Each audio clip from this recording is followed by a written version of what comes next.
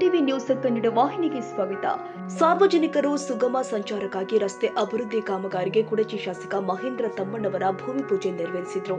ರಾಯಭಾಗ ತಾಲೂಕಿನ ಕುಡಚಿ ಮತಕ್ಷೇತ್ರದ ಕುಡಚಿ ಶಿರಗೂರ ಹಾಲಶಿರಗೂರ ಚಿಂಚಲಿ ರಸ್ತೆ ಕೂಡುವ ರಸ್ತೆ ಕಾಮಗಾರಿಗೆ ಸೋಮವಾರ ಶಿರಗೂರ ಗ್ರಾಮದಲ್ಲಿ ಭೂಮಿ ಪೂಜೆ ನೆರವೇರಿಸಿ ಕಾಮಗಾರಿಗೆ ಚಾಲನೆ ಕೊಟ್ಟಿದ್ದಾರೆ.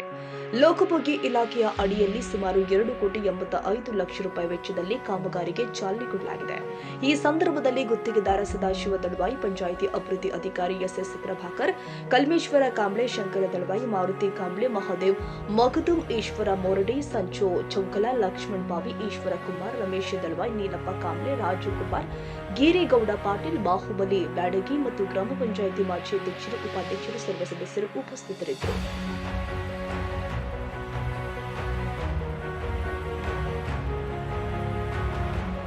ತಾಜಾ ಸುದ್ದಿಗಾಗಿ ಎಂಟಿವಿ ನ್ಯೂಸ್ 24x7ಗೆ ಸಬ್ಸ್ಕ್ರೈಬ್ ಮಾಡಿ ಮತ್ತು ಬೆಲ್ ಐಕಾನ್ ಅನ್ನು ಒತ್ತಿ. ತಪ್ಪದೇ ಲಿಂಕ್ ಶೇರ್ ಮಾಡಿ.